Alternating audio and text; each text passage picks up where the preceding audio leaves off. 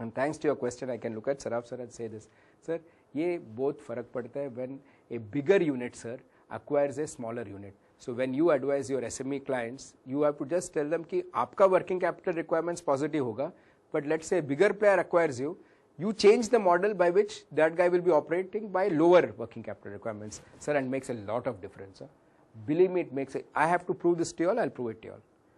Tax makes a lot of difference. Working capital, I will prove it to you all by showing you a case, okay, which I have said. Just remember these things. Tax, working capital, all this will make a difference on your valuation. It can go up 2 or 3 times. I'll show it to you. I'll show it to you. Today, when I show it to you now, you might not make sense. By the end of the day, if I show you that model, you will say, oh, this makes sense. Anything on this before I start? The base of, just for a dear colleague, right? But now I realize why sir is also taking it up fast. Anything on this, please? Because from here now I have to only do explain what is DCF and then start projecting with you all. Start projecting with you. Yeah. In my business, we don't need working capital because we don't have any. It's all cash business, right? Everything comes in the same day. And so, can I say something? You should not say you don't have working capital. I'm so happy to tell you that you are in negative working capital. How is that? Think about it. Okay. Right, and you saw I. Giving rent from suppliers. Yeah. That's negative working capital. That's good. Your consumers are giving you money, right? Yeah. Across the table. So is that? It's a very, very positive side. The moment I looked, they were smiling. Okay. Most businesses aspire to this, right? नहीं होता है, sir. You are in a very good position of strength. When you do your valuation, right? Sir, one sec. When you do your valuation, I want to tell you, it's one is appointing somebody consultant. Second is, as your colleague, I want to tell you, please remember, this business has got a negative working capital will go as a very big sign of strength. Very big sign of strength. Do not say that you don't need working. You are in a negative working capital zone. So how does it come in the? In this case, okay, you are in a negative working capital of 20 days. Now, right, for next year you are in a negative working capital of, you are still negative, but in a negative working capital of 15 days. That means, sir, your strength is decreasing. That will come as a minus. No, one sec, Mr. Menon. Earlier I was in a negative working capital of 20 days. Now I am in a negative working capital of 23 days. So, thank you. Your strength has increased. So you will have to keep planning your projections in such a way. Don't show increase, decrease. Even if you can show the same, then good. At least, if not a plus, you will get a 0 here. So please note, this minus is going to bring down your free cash flow. And whenever your free cash flow decreases, valuation decreases. So if this you can get 0, if this you can get, all of this you should get maximum, this you get maximum, this, right, this as low as possible, this 0, good enough. But this obviously you can't show as low as possible because in any business is about future growth, and growth comes from capex. Good question, sir. Very good question. Pleasure. So I'm just trying to brush it up. Please. Your working capital will be your day sales outstanding. Vishwanath sir, I really like the way you've been very, very clear. Can I say something? Working capital, sorry, right? But now I've gauged the audience. Sir just wants a recap. Working capital is nothing but your net current assets. And I'll just draw the cycle to you. It take about 2-3 minutes for me, but brushing up, if it is good for you all, I'll be more than happy. Just remember the working capital cycle. I'll do it for you. I'll do it for you. Sorry, I assume that you know working capital. Ganeshji said that raw material converted to work in progress converted to finished goods sold. Thank you, sir. That money put back into business. I don't need to tell this audience, this august audience, that we are talking of current assets. So current asset means application of money. Current means for a short period of time. So raw material inventory is, I'll use a blue pen, right? Raw material, green. Yeah, a raw material inventory is typically, right, inventory is money blocked, is a current asset. Work in progress, which is again money blocked, which is clearly a current asset. Finished goods inventory, money blocked, is again a current asset. Sales happens by sales in business happens by 2 ends for most of us, right, barring some lucky few, right. Either it will be cash sales or it will be what is known as credit sales. I'll just like to simplify it by saying receivables. Similarly, raw material purchases can either be on cash, or you can always take it on credit, which is where you have what is known as payables. So please note, I'm just finishing this out. Receivables is again money blocked, absolute money blocked. It's again a current asset. Cash that you have, nobody, you can ask Mr. Pillai, he'll tell you, nobody maintains it as cash. It will be ridiculous if you do it, right? A CFO who is not performing his job, he will obviously put it in liquid investments. Nobody keeps it as cash. Today, minimum that any CFO can do is invest in liquid mutual funds. Minimum. Although that is a minimum thing that we expect the CFO to do it. Okay, ye paisa, you don't keep it in current account and savings account, move it into the call money market.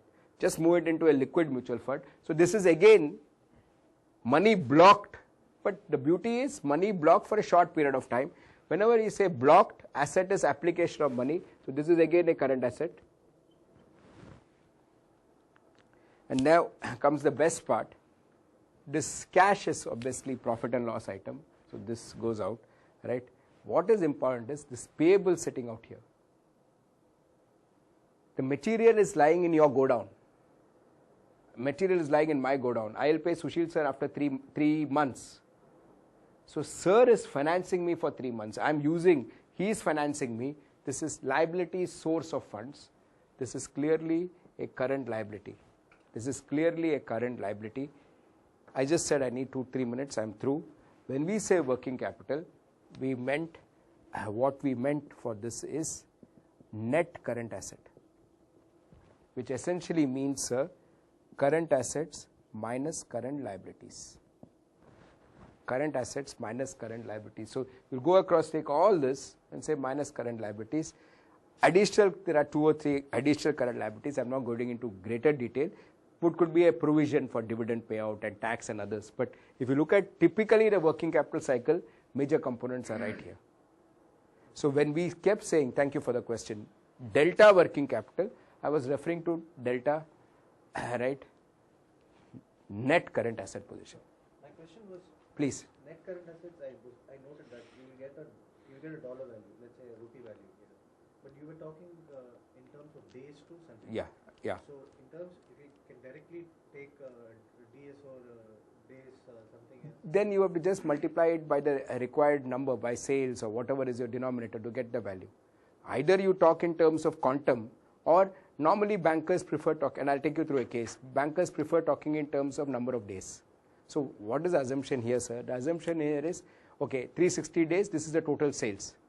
This gentleman has blocked so much of money in finished goods. How many days of sales is blocked in finished goods? The underlying thing is in 1 year total sales, in that money that he has blocked in, so let's say 100 crore, right, in 360 days. Now this gentleman has blocked 10 crores worth of finished goods. That amounts to 36 days. It's another way of talking in terms of the bankers. So either you talk in terms of dollar or currency, or you talk in terms of rupees. In this case, I would suggest, since we are using this, better to talk in terms of dollar, the actual value, because we are talking in terms of that. So we go by this. Yes, absolutely go by this. Having said that, Vishwanath sir, I'll take you through a case where banker perspective, sir said that, ratios, we'll do that also. Thank you for the question again. Free cash flow, one last time for my satisfaction. Please ask me any number of times, sir. You have to project this. No PAT, plus DNA, minus capex, minus working capital. Can somebody tell me, when you say DCF, what does discounted cash flow mean? What does discounted? What does discounting mean? Saraf sir? What does discounting mean? The present value of the money over the. Thank you, sir. Thank you. I have a slightly different way of putting it. Exactly what you're saying, sir. But I will tend to simplify it because I'll tell you why. Right? The idea is, with esteemed colleagues like you all will understand, how do you communicate to a strategist or a marketing gentleman? Because if I say DCF to a marketing colleague, and the colleague is from ISB, he possibly would understand also. But the fact is, normally a non-finance colleague may not really appreciate discounting. And I figured out all that you have to tell a colleague, anybody, what is discounting is, just put it like this, and I'll just put it down here, right? Can I rub this with your permission? Thank you, right? A DCF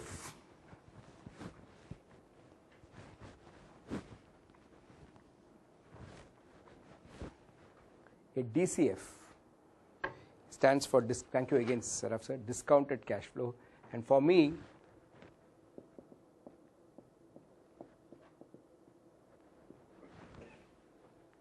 discounting is nothing but, sir, reverse of, I think if you do this, you can communicate across. Colleagues like you will anyway understand, but anybody can, any individual, a non-finance colleague also will understand if you just say it is the reverse of compounding.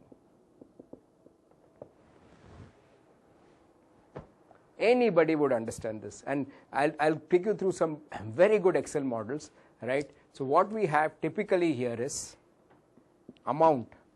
A compounding formula says amount 1 plus r upon 100 raised to n. So a compounding formula typically says,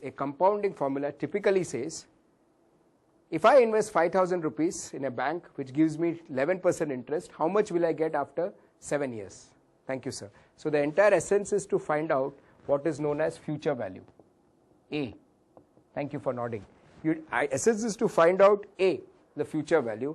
As this respected senior said, discounting is the same formula.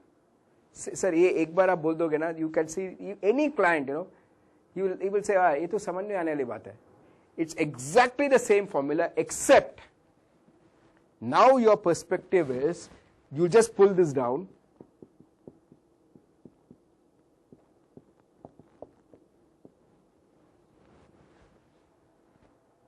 Now your perspective is, as sir said, to find present value.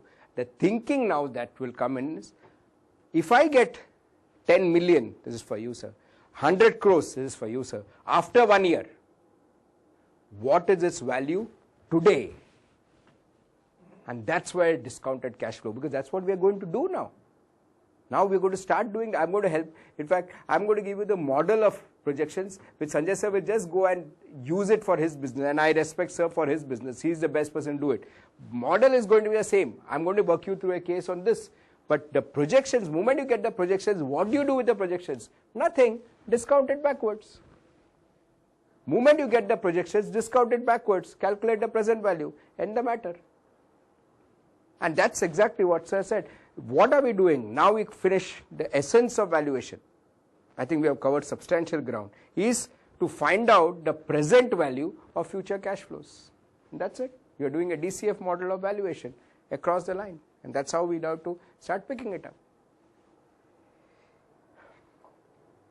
Anything on these, I wanted to keep this, because from here we'll discuss. Now we'll discuss anything that you would like to ask me. You can just see the time.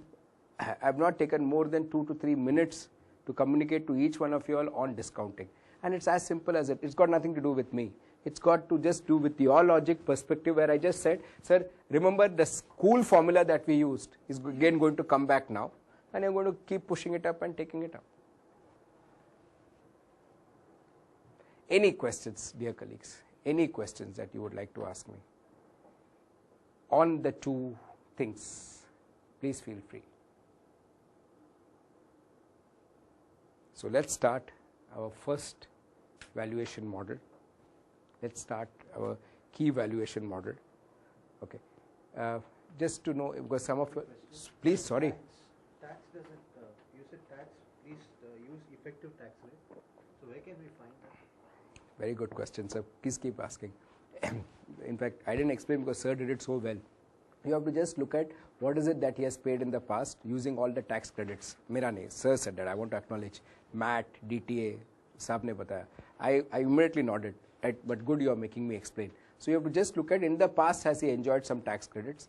Can he carry forward that tax credits in the future also? You know why I'm saying this, sir? By taking it at 33%, you're not giving it that benefit, and that can really, really undervalue the valuation. So if Mr. Kotian is doing it, right, I would say you should not do it. Look at the effective tax. If you are doing it to buy somebody out, then it is okay because you are, for when you buy, Yeah, right, intention is to buy it cheap, then you do it, then there's no problem. But if you're on, so we get assignments buy side and sell side. So as a rule, we'd say that we will use the effective tax because we don't want to be, but in your case, you can take maximum tax possible. Because ultimately what will happen is you will undervalue it. But if the guy, seller on the other side is being advised properly, he'll come back